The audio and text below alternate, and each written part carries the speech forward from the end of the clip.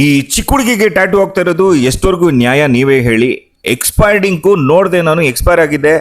Same ಇಂಕ್ನ drip ಮಾಡೋದು, 4-5 ಜನಕ್ಕೆ ಹಾಕಿ ರುಬ್ಬೋದು.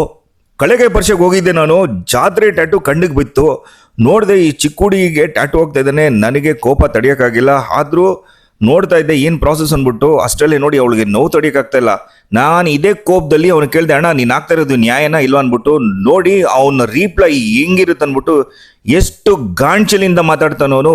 ಊರ್ ಬಿಟ್ಟು ಊರ್ ಬಂದಿರೋದು, ನಮ್ಮ ಬೆಂಗಳೂರಲ್ಲಿ ಮಾಡ್ತಾ ಇರೋದು ಎಷ್ಟು ನ್ಯಾಯ ನೋಡಿ, ಕೇಳ್ಕೊಳ್ಳಿ. ಏನಂದ್ರೆ ಏನ್ ಗೊತ್ತಾ ಬೇಜಾರು, ಒಂದು 18 ಇಯರ್ಸ್ ಒಳಗಡೆ ಅವ್ರ ತಂದೆ ತಾಯಿ ಕನ್ಸೆಂಟ್ ಇರಬೇಕು, ನೀವು ಹಾಕ್ಬಿಡ್ದಾಯ್ತು. ಆಮೇಲೆ ಇನ್ನೊಂದು, ಯೂಸ್ ಮಾಡಿದ್ನ ಬಿಸಾಕ್ಬೇಕು, ಮತ್ತೆ ತಗೊಬೇಕಾಯ್ತು. ನಾನು ಅವಲಿಂದ ನೋಡಿದ್ರೆ ಅದೇ ಯೂಸ್ ಮಾಡಿದಿರ ಅಲ್ಲ. ನಿಮ್ಗೆ ಅವೇರ್ನೆಸ್ಗೋಸ್ಕರ ಹೇಳ್ತಾ ಇದೀನಿ. ಯಾಕಂದ್ರೆ ನೋಡಿ, ಅವ್ರಿಗೇನಾದ್ರೂ ಕಾಯಿಲೆ ಇದ್ರೆ ಬೇರೆಯವ್ರು ಟ್ರಾನ್ಸ್ಫರ್ ಆಗುತ್ತೆ. ದಯವಿಟ್ಟು ಆ ಥರ ನೀವು ಆ ಥರ ಮಾತಾಡಿದ್ರೆ ನಾನು ಬೇರೆ ಥರ ಮಾತಾಡ್ಬೇಕಾಗುತ್ತೆ.